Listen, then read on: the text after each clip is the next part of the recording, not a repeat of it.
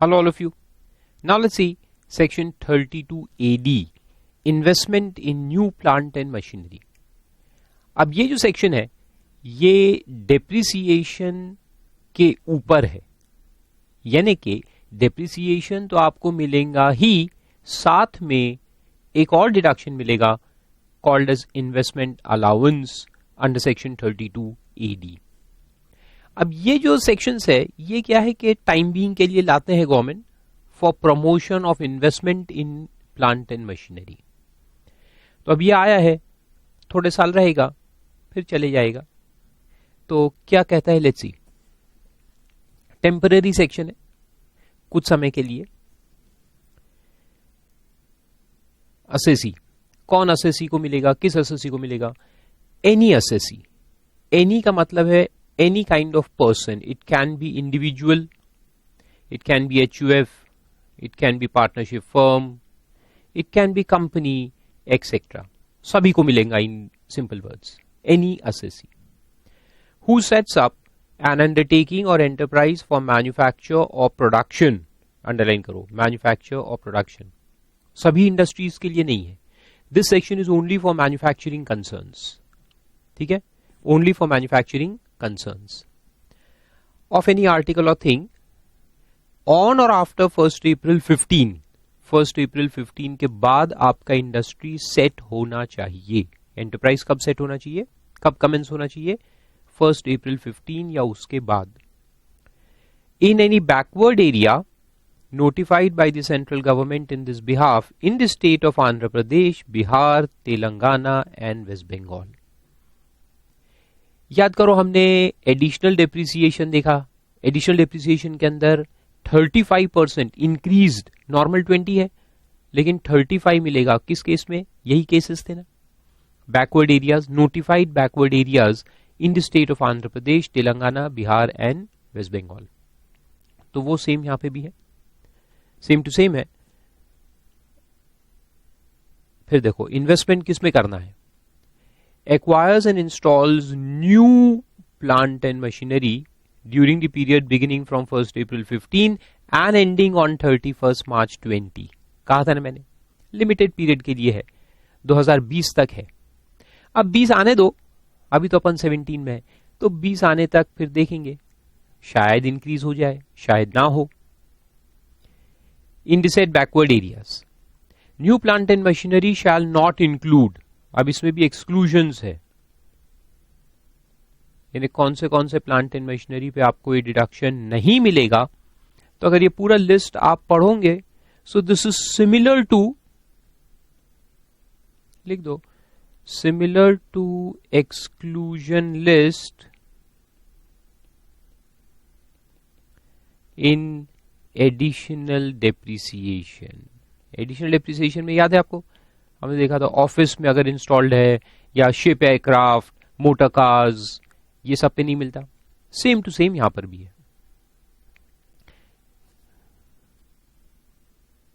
Vehicles, plant and machinery जिसका 100% deduction allowed है, बिल्कुल सेम है. तो दोबारा से एक्सप्लेन करने की जरूरत नहीं है, क्योंकि मुझे मालूम है कि आप लोगों को एडिशनल डेप्रिसिएशन पूरी तरह से याद हो चुका है. Am I right? Of course. I have faith in you. आप देखो आपको खुद में है कि नहीं. डिडक्शन कितना मिलेगा देखो, 15% of the actual cost of new plant and machinery acquired and installed during the previous year.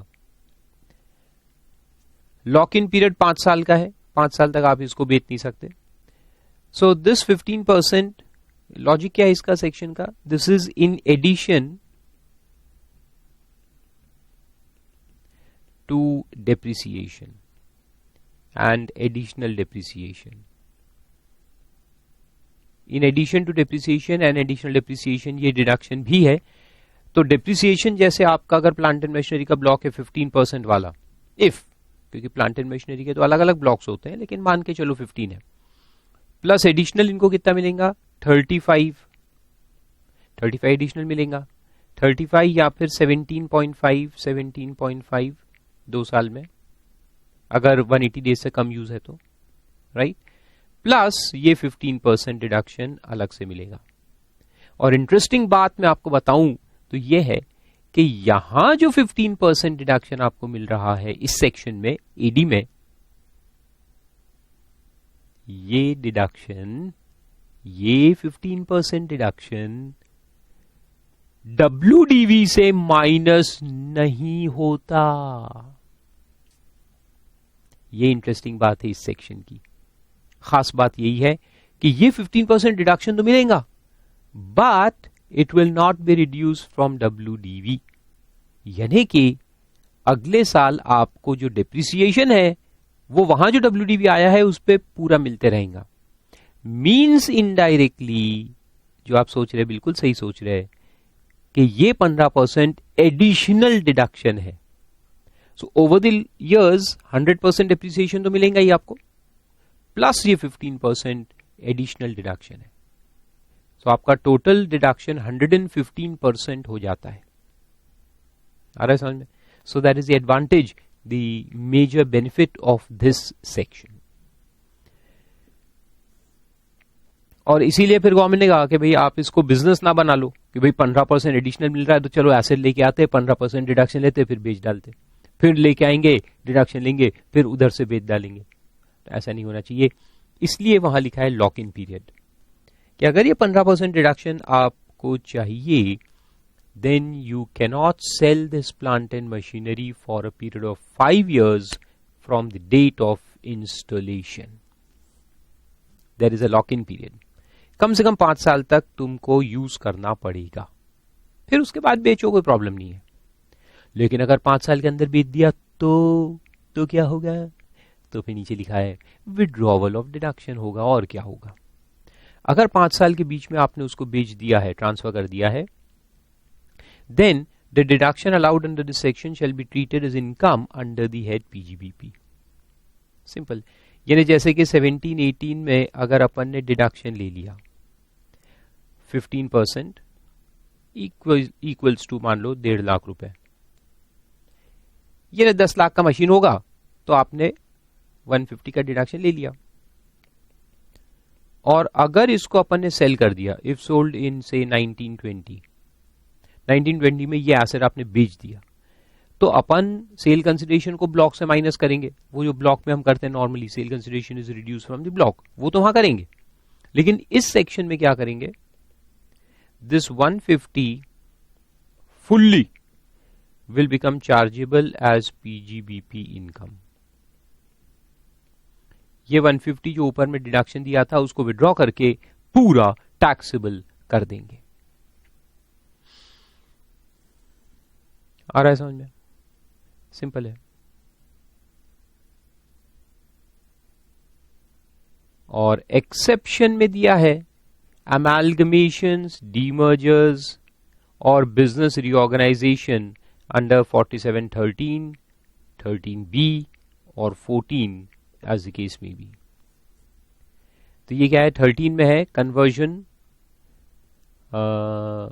13B भी कन्वर्जन है, और 14 में है LL यानी sole proprietary concern into company, partnership firm into company, या फिर तुम्हारा LLP में conversion, sole private limited company converted into LLP। तो ये जो बिजनेस रीऑर्गेनाइजेशन है या फिर अमालगमेशन डीमर्जर ऑफ कंपनी, जो सिंपल है amalgamation of company, demerger of company, ये अगर 5 साल के अंदर हो गया और इसकी वजह से ट्रांसफर हो रहा है तो कोई बात नहीं, उसको अपन न्यूट्रल मानते हैं ना। तो न्यूट्रल के केस में अपन ये मानेंगे कि 5 साल कंटिन्यूज है, लेकिन अभी जो नया पर्सन है उसको आगे के लिए लिमिटेशन पीरियड लगेगा, तो हम डिडक्शन को विड्रॉ नहीं करेंगे, एग्जेम्पशन विड्रॉ नहीं करेंगे। सपोज के अमालगमेटिंग कंपनी ने ये डिडक्शन लिया और 3.5 साल के बाद उसका अमालगमेशन हो गया, तो अमालगमेशन के वक्त जो ट्रांसफर हुआ उसको तो इग्नोर कर देंगे, हम उसमें विड्रॉवल नहीं करेंगे। लेकिन 3.5 साल लॉक इन ऑलरेडी है, आगे के 1.5 साल का लॉक इन अमालगमेटेड कंपनी को लगेगा।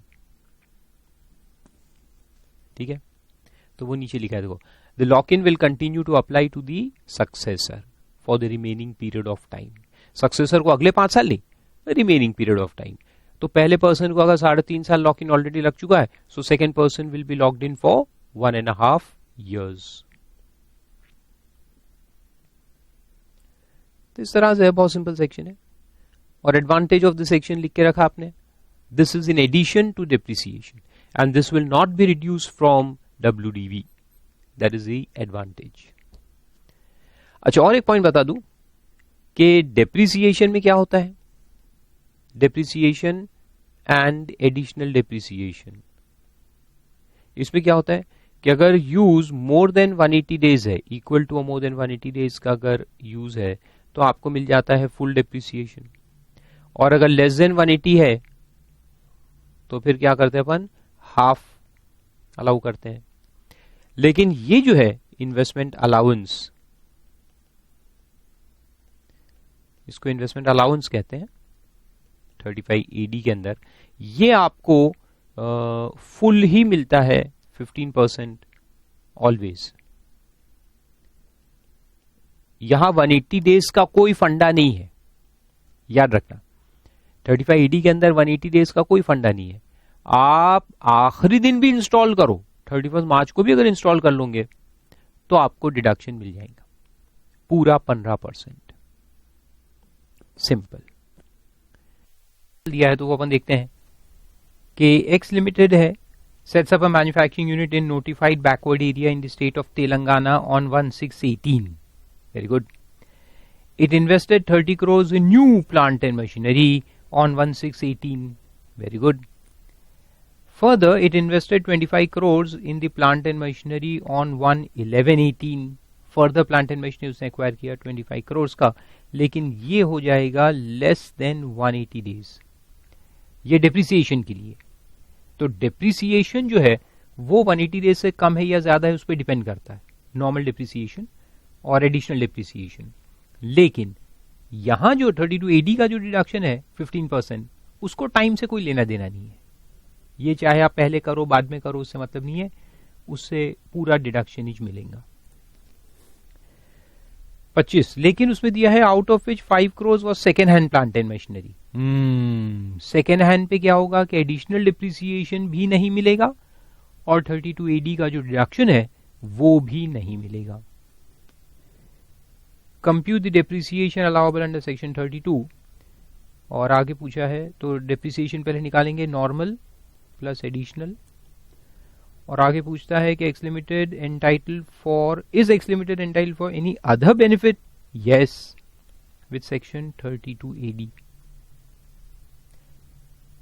If so, what is the benefit available? 32 AD. 15% deduction is allowed. Okay. तो देखो कैलकुलेशन करते हैं।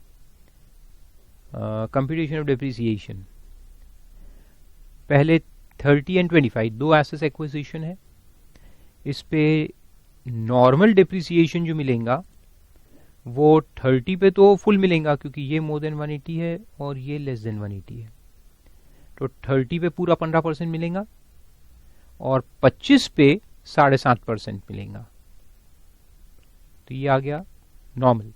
और एडिशनल में क्या मिलेगा कि जो 30 है उस पे 35% मिलेगा पूरा, और जो 20 करोड़ यहाँ लिखा है क्या एडिशनल डिप्रिसिएशन, 20 क्यों लिखा है क्योंकि 5 करोड़ सेकेंड हैंड था, तो सेकेंड हैंड में नहीं मिलेगा ना, इसलिए 20 करोड़ है, तो 17.5 यानी आधा हो जाएगा, और इसका जो आधा बच गया वो अगले साल मिल जाएगा नेक्स्ट प्रीवियस ईयर।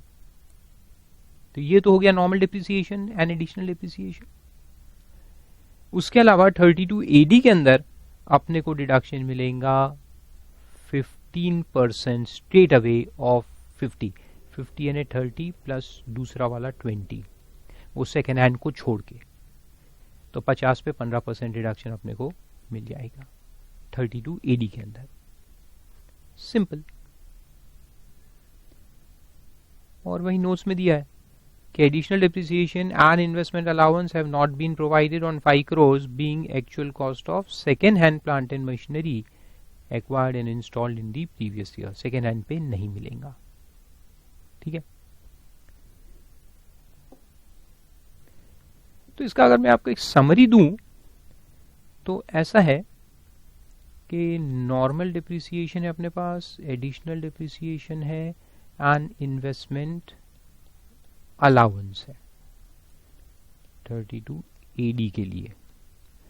तो तो अगर अपन इंडस्ट्रियल अंडरटेकिंग डालते हैं स्पेसिफाइड स्टेट्स के अंदर, यानी स्पेसिफाइड जो ये अपने ये backward areas, specified backward areas के अंदर, तो अपने को नॉर्मल तो मिलेगा ही, प्लस एडिशनल मिलता है अपने को 35% पे या फिर 17.5% ऐसे केस में भी, लेकिन इन्वेस्टमेंट अलाउंस अपने को मिलेगा 15% इन ऑल केसेस।